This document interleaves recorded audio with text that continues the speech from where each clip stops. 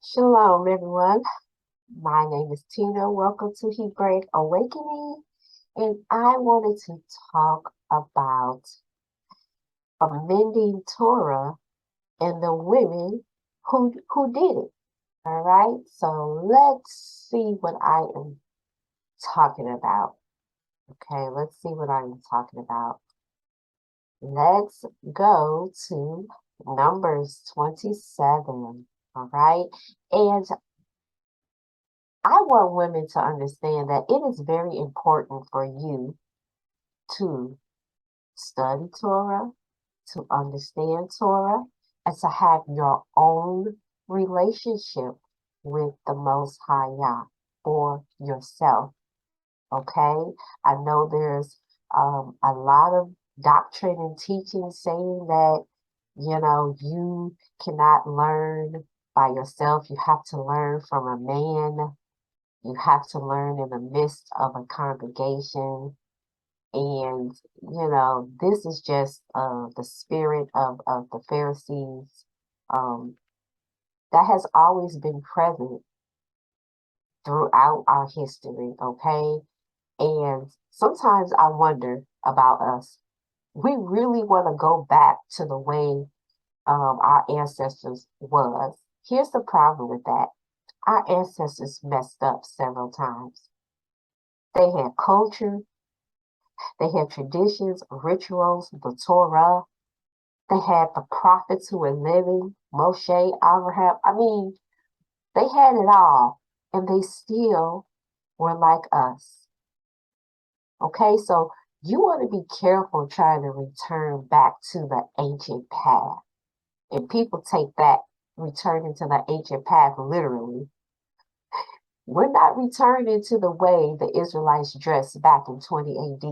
And I know some of us try to do that, but that's just not what Yah's idea of returning to the ancient path is.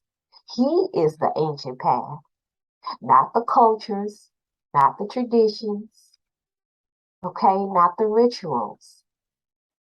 He is the ancient path. Return back to the ancient path. He knew we would be here in 2022 acting a fool in captivity with advanced technology. He knew this already, right? So we want to be careful because our women were not always treated right, not all the time. Our women, were discriminated against because we sin, we fall short, and we always have, right? So women need to have their own relationship with the Most High. She needs to sit at the feet of Yahushua, who is the living, breathing Torah, read how the women operated while they were with the Messiah. Okay, so let's get to Numbers 27. And I'm not going to read all of the scriptures, right? But Numbers 27, this is Zelophehad, Zelophehad's daughters, okay, from the tribe of Manasseh. Now, I know we have heard of this story before, but I want to drive something home with this story. These women understood Torah in so much that when their father died and he had no sons, in verse 4, they say to Moshe, why should the name of our father be done away from among his family, because he have no son? Give us a possession among the brethren of our father. Right? So they understood Torah. They understood what was going on. They wasn't walking around just in the kitchen, so to speak, barefoot and praying. They wasn't just being airheads. Whatever you like, I like. Whatever you say, I do. That wasn't their stance. And no man should want a woman who does that. That is not an Ezer Kenegdo. That is not a warrior counterpart. I jokingly say that my husband is a warrior. And for me, I'm not out hunting and gathering with him. But I'm in the house with my telescope looking, okay, for the enemy, right? And I'm telling my husband, the enemy is at the west gate. The enemy is at the west gate. Like that's what I'm doing. I am his warrior counterpart. I am the part of him that helps to protect in areas that he can't see, right? So I'm just not whatever you like, I like, honey. Whatever you say, I do. That's not it. You can remain in your feminine energy and still understand that you are his warrior counterpart. You just have different roles. That's it. All right. So his daughters was not playing. And guess what? Moshe brought their cause before Yahuwah, verse 5. And guess what? Yahuwah said he didn't get angry. He didn't say, why is these women speaking? I ain't asked these women to speak. Woman, shut your mouth. Like we hear. And I'm going to get to that in another video. This trauma bonding to the Pharisee spirit is real tough. And this little principality spirit just keeps following us for thousands and thousands of years.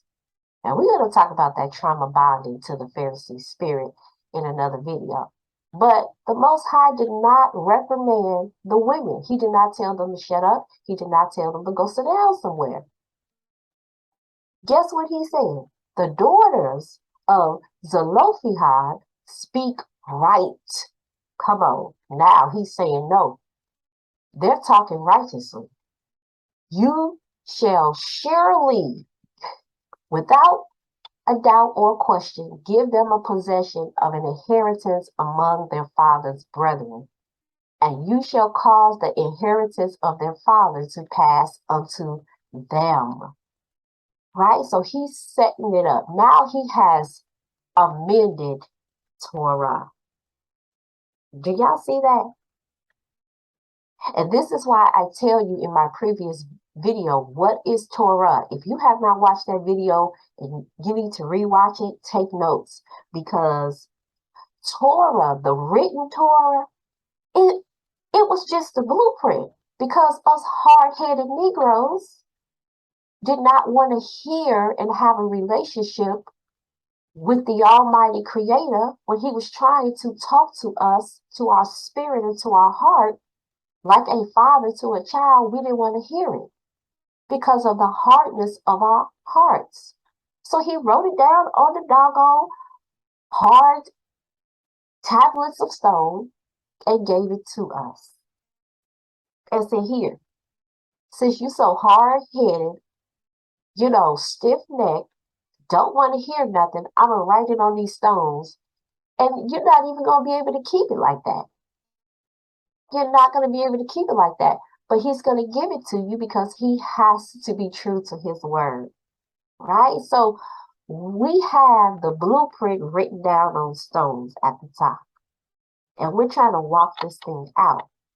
And as I said, it's a blueprint. It's something that the Most High gives, yet he can amend it at his will, because the original intent of his instructions is to speak it directly to you. Remember, we said Torah is not just the first 5 books of the Bible. I know we commonly call it that, right? We commonly call it the first 5 books of the Bible.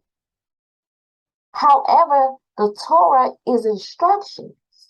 So if the Torah is instructions, then when we get to Genesis and we hear him speak, isn't that him speaking instructions to the earth?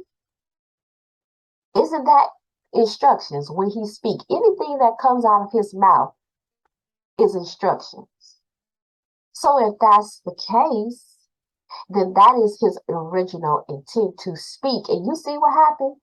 The earth ain't budged since. Now we messing it up. However, the earth, the stars, the sun, the moon, whatever, It is not disobeying the commands. Why? Because they heard the actual voice of Yahuwah speaking to them directly, right? And thankful for the Mashiach, Yahushua, who we believe in. If you don't believe in it, then this video is not for you, right? Or maybe you can chew the meat and spit out the bones, but we believe in the Messiah over here. Okay, and he is the living, breathing Torah. He is the instruction. So we're thankful that he gave his life and once again amended Torah in a way, fulfilled the prophecy, and returned us to the right to have this covenant relationship with our Father again. All right, so let's look at verse 11. And if his father have no brethren, then ye shall give his inheritance unto his kinsman, that is next to him of his family, and he shall possess it. And it shall be unto the children of Israel a statute of judgment, as Yahuwah commanded Moshe. Right? So let's click on this statute of judgment. I am using the htmlbible.com. Okay, and you see when I click on it, I'm using the Strong's Dictionary. When I click on it, it's going to take you to the Hebrew word. Kuka, all right, meaning substantially the same, an appointed, custom, manner, ordinance, site, a statute. Oh, so this is amending Torah. This is just not me saying he amended Torah. When you study the Hebrew, as I keep saying, and you click on these words, you're going to get a full understanding of what is going on in the story, in the text, what Yah is really saying. So verses 8 through 10, a statute was given. Something that is appointed by Moshe. So we're going to break law, statutes, commandment, judgments down again so that you can understand what's going on here. A statute is given. Somebody that is appointed has to give this, right? This is considered during a collective process, right? You are reevaluating, amending, and voting. The ones amending the law are concerned with the words, values, purpose, and judgments. So we're going to go back and we're going to see this legislation process, because these are what we call governmental words, right? These are what we call governmental words. Let me click on the root word of kuka is kok. So we're going to click on that. And enactment, appointed, bound, commandment, convenient, custom, decree. You see all of these words? So an enactment. This is the real basis of this word, right? So let's find out what an enactment really means. The process of passing legislation. Y'all see that? This is an amendment going on between the Most High, the courts of heaven, coming down to Moshe. All right? This is what this is. What does enactment mean in law? And this is how I study. To establish by legal and authoritative act, specifically to make into law, enact a bill, act out, enact a role. So this is a legislation going on in the courts of heaven. And the Most High say, these women were right. And they are speaking just. And he has to act on righteousness. This is so good because these women have officially went to the Most High and won, saying that we understand this law that you made, but respectfully, we think you need to look at this a little bit closer. This is a relationship that the Most High always wanted us to have. Now check this out. We have an amendment of the amended law. right?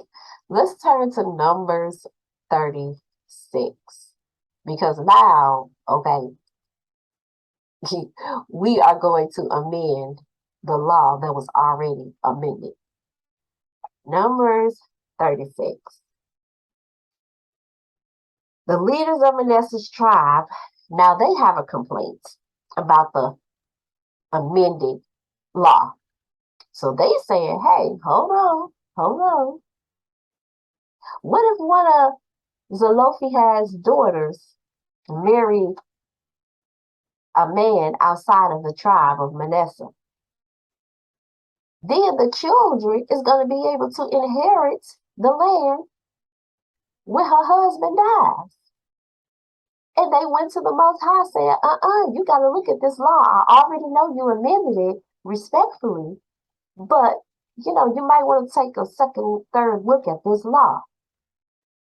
And the Most High did not get angry. He listened to the leaders of the tribe of Manasseh.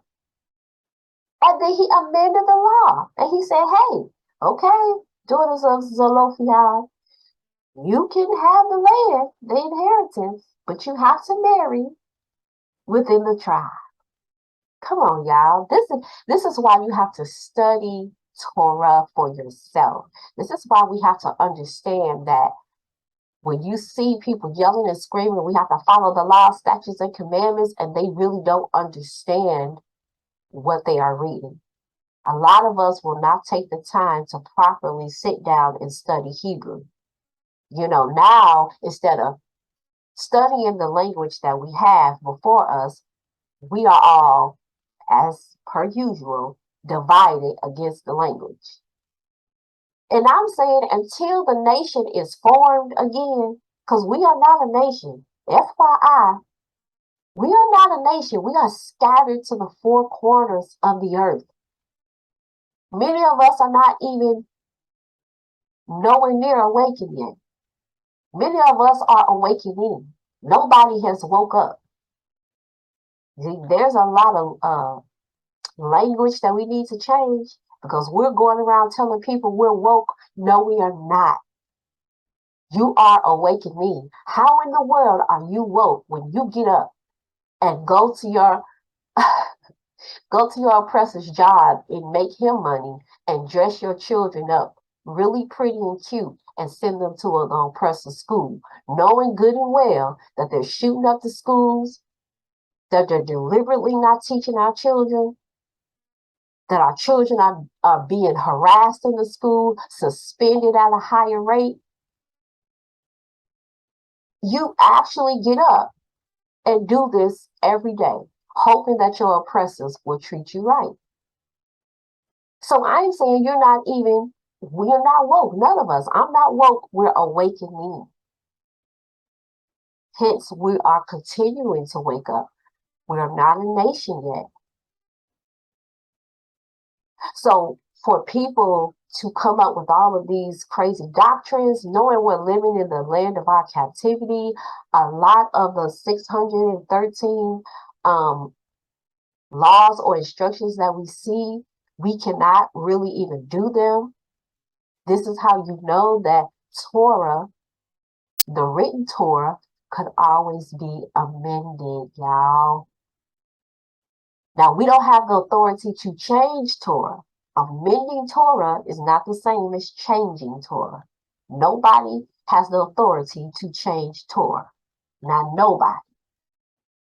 But the amendment process comes through this relationship with the Most High that says, hey, Most High, I live in the land of my captivity.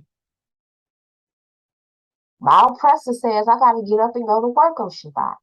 Have mercy on me, O Yah.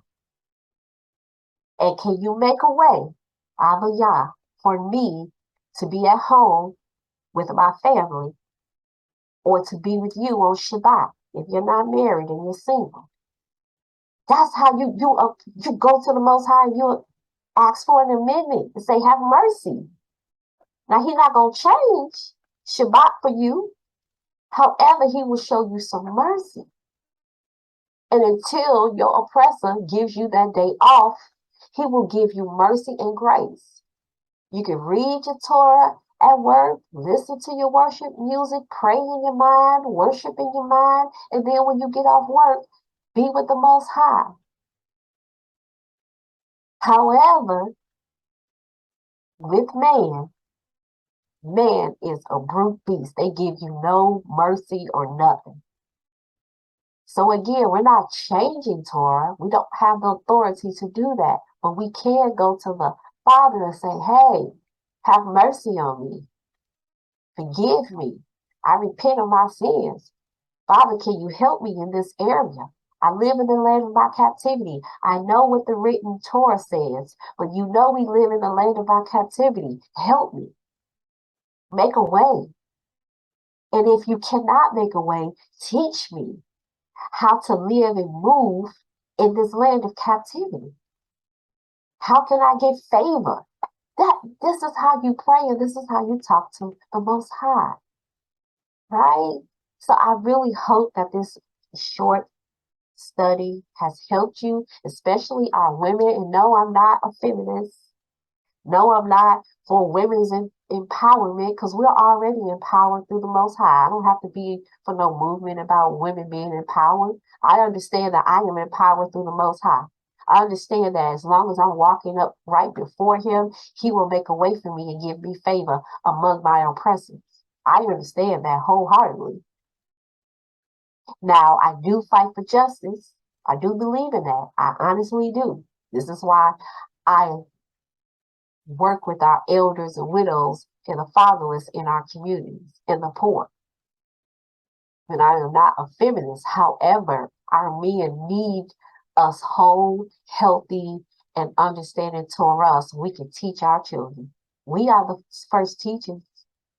So we can't be sitting in these assemblies, camps, congregations, synagogues, and not understanding Torah, not having our own relationship with the Most High, and being led astray, abused, and confused. We can no longer keep these things up. We just can't. We're going to have to buckle down and pray and ask Yah for wisdom and understanding. All right, so I hope this has really helped you. And until the next video, shalom, everyone.